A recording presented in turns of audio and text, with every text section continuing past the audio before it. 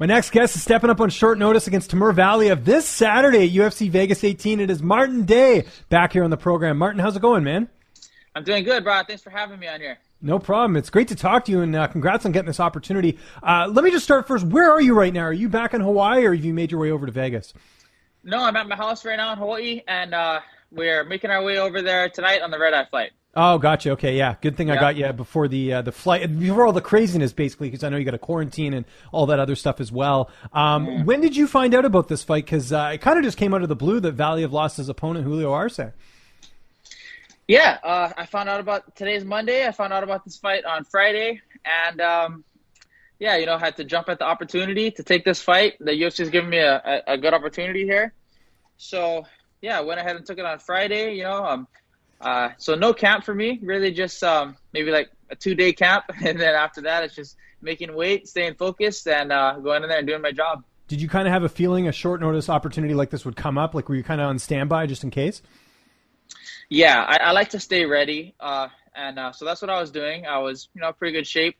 Just staying in shape, staying ready. And like you said, I knew something might come up. So when the opportunity did come up, it was a good thing I was doing that, because I was ready to take it. Were you surprised to get another fight? The only reason I asked that is because, typically off 3 losses, usually the UFC not very generous. But I know in your case, you always put on spectacular fights. I'm sure that's part of the reason why you are getting this opportunity. But were you worried at all after that last fight? Oh, yeah. I mean, basically what this fight is like I said, the UFC giving me a second chance. I think they were going to release me. You can't really go on a 3-fight losing streak like that. So they needed somebody to step in, and so I was in the right position to be able to do that. And so I'm just grateful to have this opportunity. And going into this fight, there's no pressure on me. I'm just going to go in there and fight like there's nothing to lose, because there isn't. And if there is pressure on somebody, it's all on my opponent. None of it's on me. I just get to go out there and get one more chance at this. So I'm just going to go out there and have fun and fight, like I said, like I have nothing to lose. Yeah, I was going to mention that because I agree with you. I think the pressure is definitely on Timur in this fight for a couple of reasons. Number one, he's been pretty highly touted even before he signed with the UFC. He had a good record in World Series of Fighting. And two, his debut was pretty controversial. It ended up being a no contest, but it was initially a win for Trevin Jones. I know there was a mistake with the referee, whether he stepped in too early, in terms of that second round, and maybe giving a little bit more leeway. But like, he's kind of expected to. I mean, he's had a lot of setbacks, so he's kind of expected to go out there and kind of bounce back here. So I know you agreed with it, but factoring that in as well, do you feel like that adds even more pressure on him?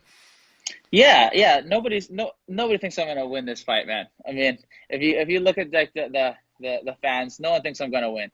So the pressure is definitely on him. Even if you just look at his record, you don't get to be 16-2 for no reason. He's a hammer. He's definitely he deserves that record and everything that he has coming, but. Yes, don't count me out just yet. I'm going to go in there, and I'm not going in there to survive. I'm going in there to make a statement. I'm going in there to do something devastating. So, don't count me out. I know you mentioned not having camp really, but, who have you been working with? I'm sure you've been doing a bit of training. It's not like you're sitting on the couch and taking this fight. I know you've been in the gym putting the time in. Yeah, definitely. I've been putting in the work, at my spots I train at, Hawaii Elite MMA and Gracie Techniques. And, all kind of great bodies. So there's so much skill here in Hawaii, so much talent. So I just, there's so many guys I could name that I've been working with. But, my coaches, Rylan Lazarus, Charles Kipili will be going up, as well as Loan Tainanis, one of the best 55ers in the world. That's right.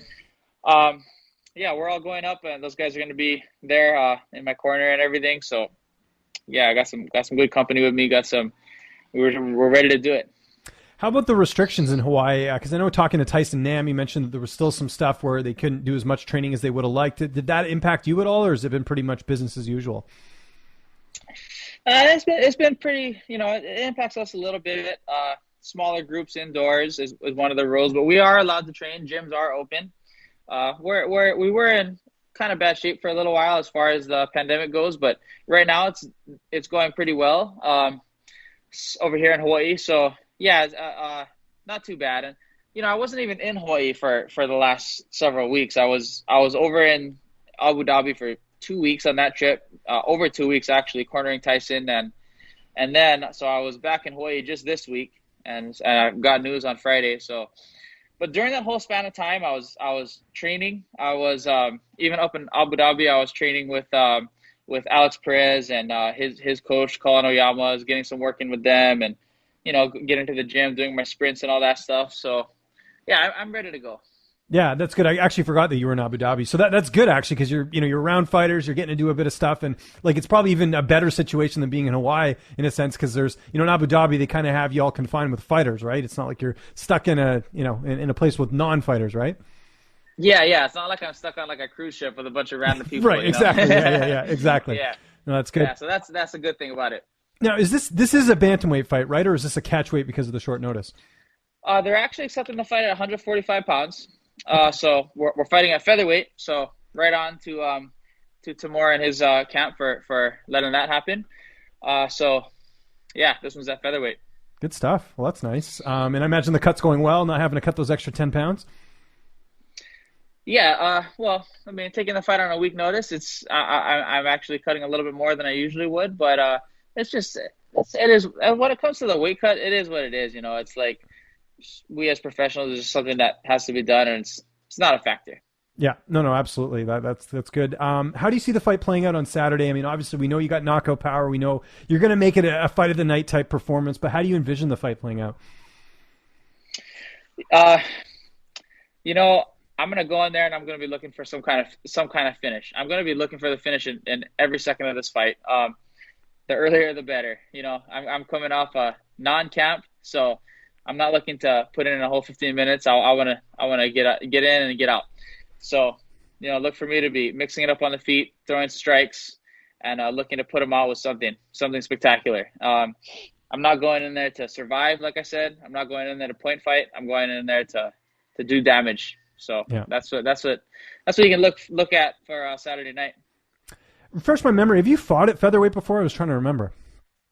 Yeah, I've fought at 145 pounds once in my MMA career. It was my third, fourth, fifth fight. Something like an that. early fight. Yeah, it wasn't anything recent. Yeah, I was just trying to remember.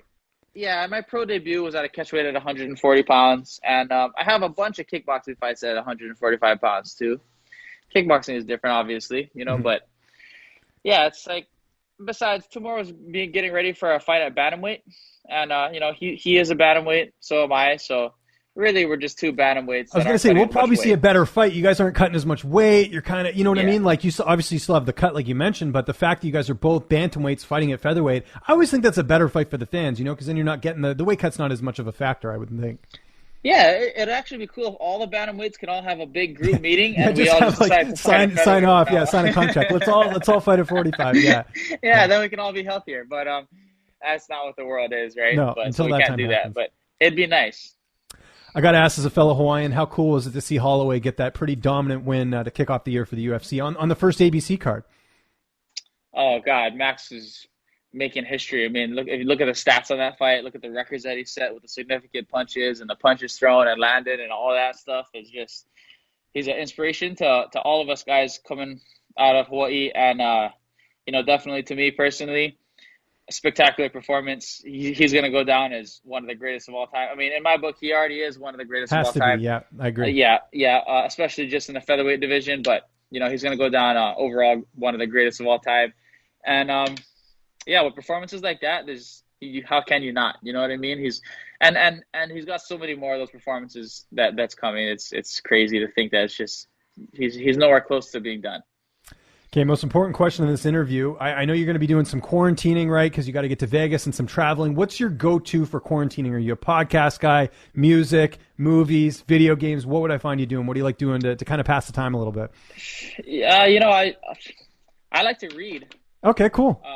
One of the things that whenever I go on trips, I make sure I have at least a couple books with me. I'll even maybe grab one from the airport if I see one that I've heard.